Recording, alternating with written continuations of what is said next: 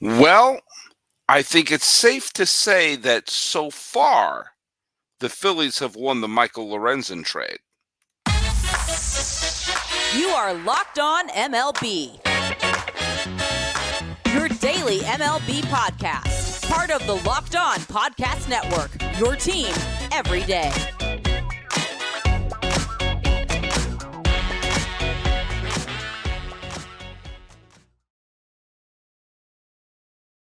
Baseball fans, welcome to Locked On MLB, part of the Locked On Podcast Network, where it's your team every day.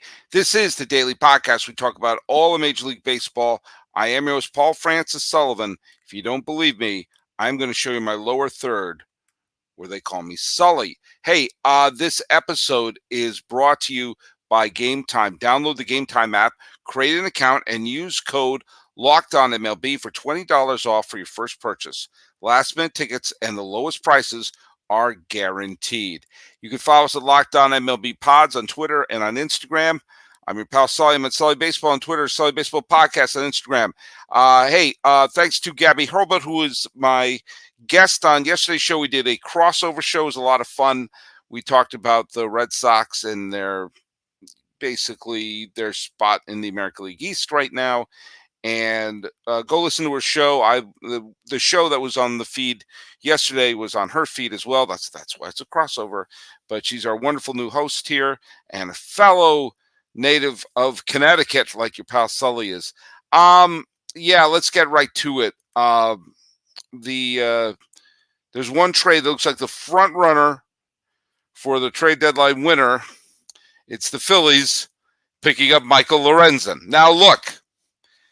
When the Tigers trade their all-star to Philadelphia, it was the right thing to do. Tigers aren't going anywhere this year. Lorenzen was a solid pitcher. And, hey, infielder Hao Yu Lee may turn out to be a great player. He's a 20-year-old infielder who's in high A right now, and he could be a mainstay for the Tigers for many years to come. But the Phillies got what they needed. And it's funny, with all the aces bouncing all over the place around the trade deadline, Lorenzen has made the best first impression on his new team. In his first game, which he pitched in Miami last week, he allowed 2 runs in 8 innings and got the 4-2 win for the Phillies over the Fish. Today, he made his debut in Philadelphia. His mom and his wife were there. His wife had their baby in one arm, and they both were holding up their cell phones the whole game. Are they aware that the game is being recorded by a professional television crew? I digress. Well, he made a hell of an impression on Philadelphia fans because he threw a no-hitter. He threw a no-hitter against the Washington Nationals, who have been playing a little better, so it doesn't matter. You throw a no-hitter. Hey, fans, here's our new toy. Here's his no-hitter. It was pretty amazing. In his second game, he threw a no-hitter. Joe Musgrove also did that when he threw the no-hitter that I predicted when he pitched for the Padres. By the way, this is with Sarah Langs, the amazing Sarah Langs posted about 7,000 interesting things about the no-hitter. I love this one, that the last 2 no-hitters prior to today thrown in Citizens Bank Ballpark were in the postseason. You had the Roy Halladay no-no in the 2010 Division Series against the Reds. Last year, you got the combined no-no by Christian Javier and the Astros against the Phillies in the World Series. There were other Phillies no-hitters, including Cole Hamels' final game with the Philadelphia Phillies. But this was the first. This was the first one in a while, in a decade and a half, that was a regular season no-hitter at Citizens Bank Ballpark. Oh, by the way, Godspeed to Cole Hamels, who retired officially earlier this week, who had a wonderful career, was instrumental in, he was the League Championship Series and World Series MVP for the Phillies in 2008 through a complete game shutout to clinch that series against the Cincinnati Reds in 2010. In 2 of the 3 games, the pitchers threw a complete game shutout. The Roy Halladay no-hitter and then Cole Hamels' complete game. He wound up playing the postseason with several teams. including the Rangers, including Chicago, the Chicago Cubs, and he wrapped up his career, and it was a wonderful career. He's going to be one of those pitchers who, the Brett Saberhagens of the world, who had a really high peak, championships, not quite a Hall of Famer, but had a wonderful career and should be getting standing ovations for the rest of his life in Philadelphia. But I digress. Lorenzen got a career high 111 pitches after 8 innings, but good for Rob Thompson for letting him finish it, for getting a sense of the drama of the event. Michael Lorenzen had the quote of the night, which is, "I've always wanted to throw a no-hitter." I love that. Direct and to the point. And so, hey, the Phillies, good for the Phillies. It's the sort of thing, a big win like that could provide, I don't know about how much momentum, but it certainly will energize the team as they're moving forward. And I guess it takes a no-hitter to take the attention away from Shohei Ohtani for just a day. Ohtani pitched right down the 5 from where I'm sitting right now, through 6 shutout innings, and surprise, he got the win. They actually won a game, that Ohtani did. He got help from somebody else. This time it was a home run by Mike Moustakas. The Angels beat the Giants, and that mixed with the Philadelphia win means the Phillies are now tied for the top spot in the National League wildcard race. And the Phillies and the Nats are going to play Thursday. It's right. I mean, I'm recording this late Friday night. The Phillies and Nats are going to be playing on Thursday afternoon. And the Giants are idle. So if the Phillies win that, they'll be the top wild card spot, have that to themselves in mid-August. If they lose, then the Giants will. So, there's still a month and a half to play, but this sort of jockeying for okay, let's put ourselves, and this is why at this point of the year, I do think it's interesting to take a look at who is in a specific playoff spot, because you get to that point where you're like, it's under our control, basically. If you get into a wild card spot with about a month and a half to go, you can look in the mirror and say, we control our own destiny. If you're always scrambling and you need someone else to lose and to have your team win, that's needing a lot of different cooperation from other teams.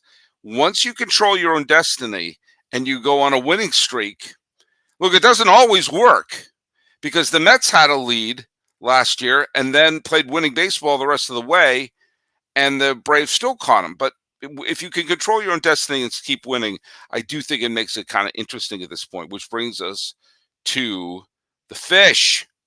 Because right now, if you wake up, if you're a Marlin fan, like Peter Pratt is all the way out there in England, you wake up on the morning of the 10th of August, you check the standings, the Marlins are a wild card team. Josh Bell had a great day against the Cincinnati Reds, who've lost a bunch of games and they've now fallen out of the playoff hunt, at least for the time being. Bell homered twice. He became the first Marlin to ever hit a home run from each side of the plate in the same game. Everyone looks at the one De La Cruz with Cincinnati, but the other De La Cruz, Brian De La Cruz, homered in the 9th, gave the Marlins the lead. That mixed up with the Cubs' loss to the Mets put the Marlins in the playoff spot for them by themselves at this date. And I just got to say, the Cubs lost because, the Cubs have surged their way into the playoff spot. And for at least a day, the Cubs were the third wild card team. But they fell off with their loss to the Mets and the Marlins' victory. I have this question. Every time David Ross must be driving every Cub fan crazy. And I was about to sing his praises a few days ago by the fact that the Cubs have been on this big winning streak. And then you sort of see how he managed the game today with the Mets. And you're like, what are you doing? The Mets are a mess right now. Everyone knows the Mets are in full rebuild right now. They haven't blown up. They haven't tanked. But they've said, we're not playing for right now. We're playing for the future. And they still pitched to Pete Alonso. And Pete Alonso hit the game-tying home run and eventually set up the Mets' victory. What are you doing pitching to Pete Alonso? I don't get it. I don't get it. Sometimes things just, do you know what? I can't claim to understand everything. But I'll tell you one thing I understand. It's how to get decent tickets. And we'll talk about that right now.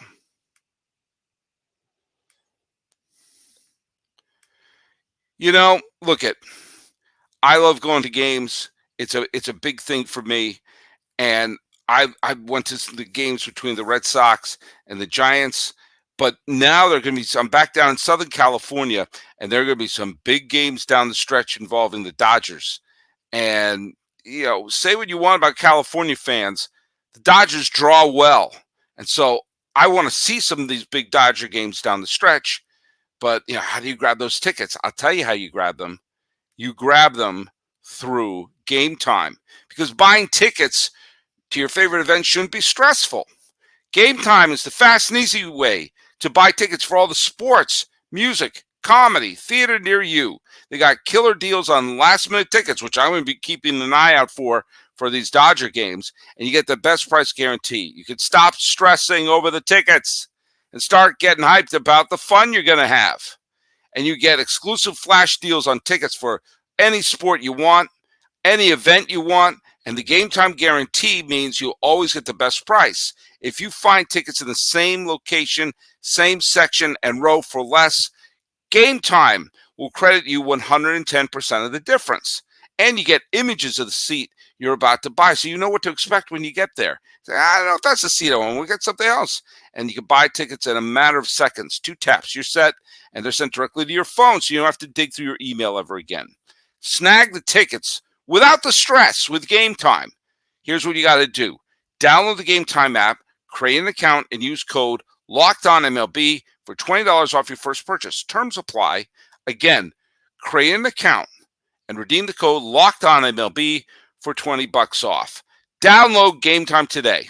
Last minute tickets, lowest prices. They're guaranteed.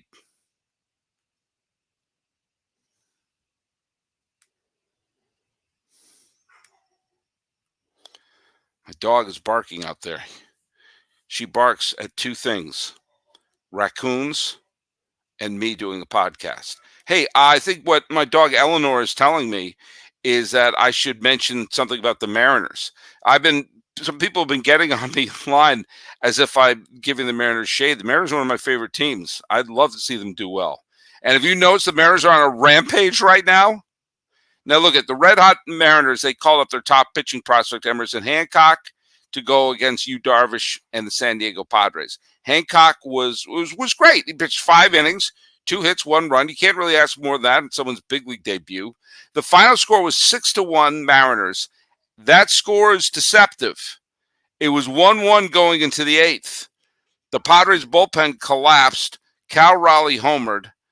And look, I've always said it's never the wrong time to win 7 games in a row. That's exactly what the Mariners have done.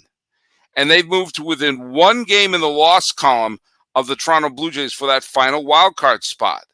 So, look, the Mariners weren't the most active team at the trade deadline, but you take a look at them, you take a look at the talent they have on the team, you take a look at the fact they've been winning games left and right. It is not out of the realm of possibility to think that this team could catch the Blue Jays. They're certainly playing with a lot more ferocity than the Red Sox, the Angels, and the Yankees have been recently. And look, if they come on and they wind up getting that 3rd wild card spot, they have the talent to go pretty far. And who knows what this young kid Hancock, who knows what you're going to get from him. By the way, I mentioned the Mariners are chasing their cousins from the 1977 expansion, the Toronto Blue Jays, for that spot. The Mariners 1 game in the loss column. Good on the Blue Jays for holding on to a 1-0 win over Cleveland. And Cleveland and Toronto play on Thursday afternoon. A lot of good day baseball going on Thursday. So Seattle fans are going to be rooting hard for the Guardians so they can climb just a little bit closer that they'll be tied in the loss column if the Guardians can actually win that game. Now, I mentioned Christian Javier and that combined World Series no-hitter earlier in this episode. Javier pitched on Wednesday through 5 innings. They were not no-hit innings, but he got the win. The Astros blew up in a close game against Baltimore. This is the second. It was the final score was 8-2. It was super tight until the final innings. This is the second straight day the Baltimore bullpen looked really shaky, which is not a good look for a team that has World Series ambitions. But the Astros have World Series ambitions. I mentioned with Gabby, the thing about the American League is the team has to win the pennant. We are having the World Series this year, and the American League has to have a representative. And the Astros are looking like they're getting into playoff shape. Their pitching is coming around. Their hitting's coming around. Altuve had a terrific game today in the victory against Baltimore. They smacked around the Orioles, a team that would look invincible just a couple of weeks ago. This is what I mean. It's the American League pennant winner is just going to be whoever happens to be hot at that moment. I think the Atlanta Braves are a definite front runner in the National League, and they had a weird back and forth game that ended on a called third strike. They defeated Pittsburgh. I think it was 65-5-4. I actually don't have that score in front of me. I did see the final play of that game. But Atlanta just looks like, that was a game that they probably could have lost, but they're winning those games. They're winning the games they could have lost. They're winning the games that are blowouts. The Braves right now are the front runners in the National League. There is no front runner in the American League. Someone has to beat Atlanta. And in the American League, someone just has to get hot. And you take a look at the Rangers, who just, not too long ago looked like they were on fire. And today they lost to Oakland. They were shut out. It was a bullpen game for Oakland. Freddie Tarnock, who came from, I think it was from the Sean Murphy trade. I know he was a Braves farmhand. He got the bulk of the innings. Zach Geloff got his 6th home run. He's played fewer than 30 games. He has 6 home runs. There's always someone fun and exciting on the A's, even when they stink. And Jordan Montgomery pitched for Texas. He was more sought after than Lorenzen. And he didn't pitch badly, but the A's lost that game. They were shut out. And speaking of shutouts, the Dodgers shut out the fading Diamondbacks. Oh, poor Miller Thomas. The Diamondbacks are just falling apart. And the great irony, it was Peralta, of all people, who got the go-ahead hit. And a little notice that Evan Phillips is settling into his new role as LA Dodgers closer. Who knew? But we're taking a look at that. The National League, you know what? You got that front runner. And, the Dodgers could do it. The Dodgers could potentially beat Atlanta. But, man, you're going to have to see those starting pitchers come back. The Braves just look solid, even with some injuries that they've had. They're winning games that are, that are close. And the fact of the matter is, the Braves just look tough. And right now, I'd be stunned if they weren't playing in the World Series.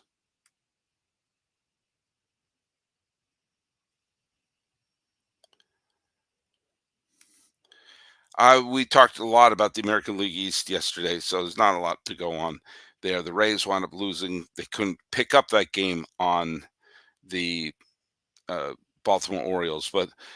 And McClanahan's out for the season. The Rays just strike me. If the Rays wind up winning the division, it wouldn't stun me if they didn't make it out of the division series. Or they could wind up winning they could wind up going to the World Series. I don't know. They could get hot too. It's weird.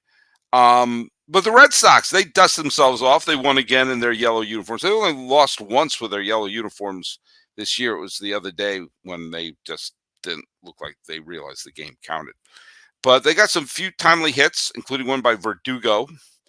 And they wound up beating the Royals 4-3. It was actually a pretty good game.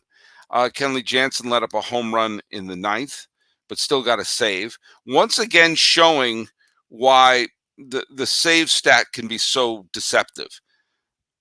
Kenley Jansen pitched 1 inning and allowed a home run in that inning, and that's a positive thing because he got the save. I don't know. Look at it's. I'm just happy the Red Sox won, and it's more or less at this point just. Trevor Story is back. He didn't particularly play very well, but he's back in there. Verdugo, after a couple of brain dead games, got a couple of big hits. Yeah, at this point, the Red Sox just saying, let's play winning ball and see what we got in 2024, and keep bringing up kids. What happened with the Yankees was, man, uh, the Yankees played the Chicago White Sox, and the final score was, I think it was 92, 93. It was a close game that just got away from them. But the thing that must be really discouraging for Yankee fans is Severino. They tried to bring in an opener so Severino could avoid the top of the White Sox order. And so it's okay, maybe that would ease him into it, like he would face the bottom of their order and then get a little momentum behind him. It didn't work. He let up 4 runs the first inning he was in there and put the Yankees in a terrible spot. And he's just been, I mean, his ERA right now, I forget what it was. It's not good. It's not good. I had the window open on my computer.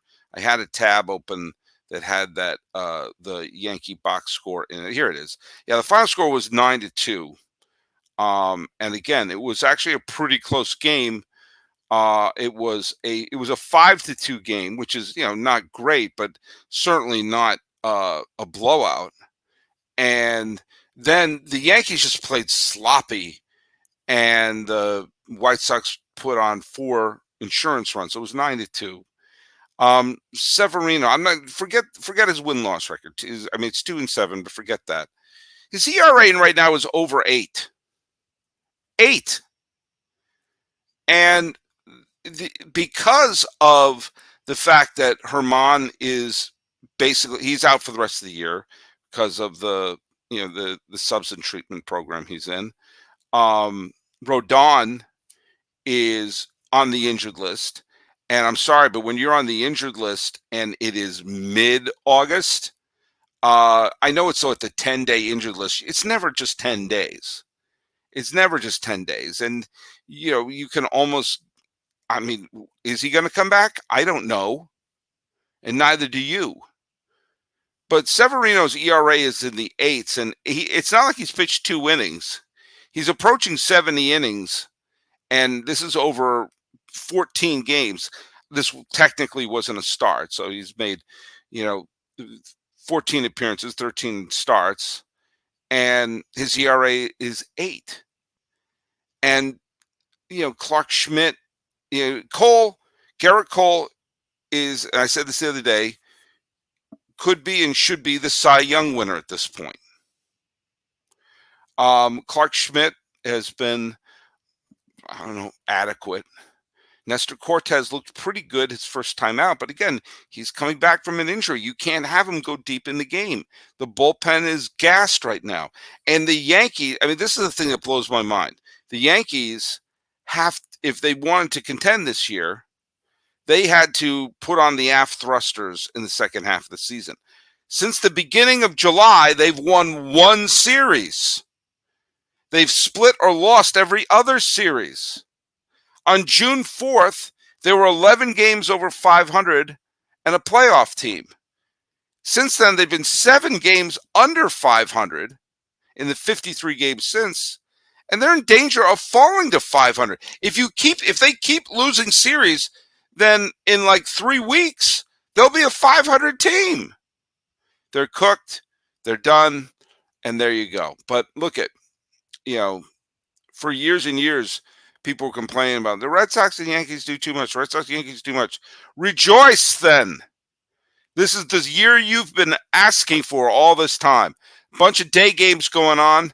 And so I'm going to be checking scores while I'm at work today. And we're going to see. We're going to see if the Marlins can hold on to that spot. We're going to see if Seattle can continue. Well, they're not playing. If they can chip a little closer with a Toronto loss, we're going to see. But most of all, we're going to see what happens with Philadelphia and Washington the day after Michael Lorenzen pulled off his no-hitter. And I'm going to pull off yet another episode of this. No one answered the question yet from yesterday, so I'll ask it again. Only one person has won the ALCS MVP for the losing team. A former Red Sox legend was the only winner of the ALCS MVP and doing so for the losing team. That's your trivia question. Put it here at YouTube or Locked On MLB Pods on Twitter and Instagram, or at Sully Baseball on Twitter, Sully Baseball Podcast on Instagram.